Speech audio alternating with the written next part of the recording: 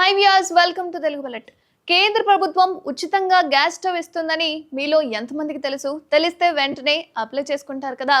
మరి ఆ gas stove ఎలా పొందాలో, దానికి ఎలా దరఖాస్తు చేసుకోవాలో ఈ వీడియోలో తెలుసుకుందాం. కేంద్రంలో ఎన్డీఏ ప్రభుత్వం మూడోసారి అధికారంలోకి వచ్చాక ఉజ్వల స్కీమ్ ని మళ్ళీ ప్రారంభించింది. ఈ పథకం కింద ఒక గ్యాస్ స్టవ్, ఒక గ్యాస్ సిలిండర్ ని కేంద్రం ఉచితంగా ఇస్తుంది. అలాగే గ్యాస్ సిలిండర్ రీఫిల్లింగ్ పై కూడా సబ్సిడీ కూడా ఇస్తుంది. అయితే ఈ పథకం ద్వారా ఇప్పటికే 10 కోట్లకు పైగా కుటుంబాలు లబ్ధి పొందుతున్నాయి కూడా.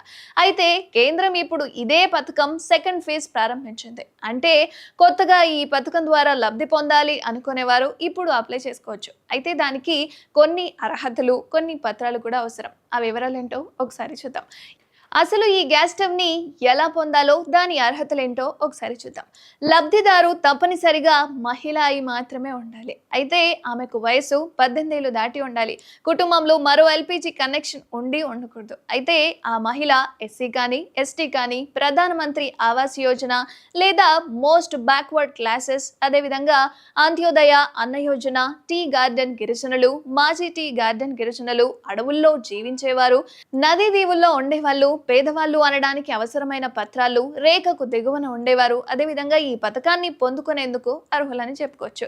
ఉచిత గ్యాస్ స్టవ్ పొందేందుకు లబ్ధిదారు తప్పనిసరిగా Aadhaar card, identity card, address గుర్తింపు card, ration card, bank account number, bank IFSC కలిగి ఉండాలి. అయితే లబ్ధిదారు ఏ ఎల్పిజి గ్యాస్ డిస్ట్రిబ్యూటర్ అయినా ఎంచుకోవచ్చు. మరి ఎలా దరఖాస్తు చేసుకోవాలో ఒకసారి చూద్దాం.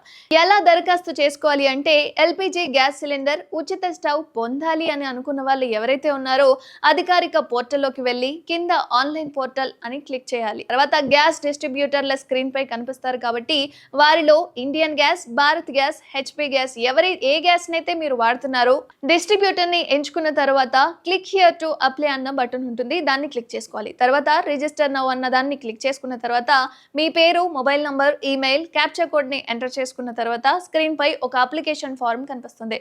దాన్ని డౌన్లోడ్ చేసుకొని ప్రింట్ తీసుకొని ఆ పత్రంలో ఏ అయితే వివరాలు ఉన్నాయో దానికి మీరు అర్హులా అనర్హులా అన్నదాన్ని ఎంచుకొని ఆ పత్రంలో ఫిల్ చేసుకున్న తర్వాత ఆన్లైన్ లో మీరు అప్లై చేసుకోవచ్చు. మరిన్ని అప్డేట్స్ కోసం చూస్తూనే ఉండండి తెలుగు.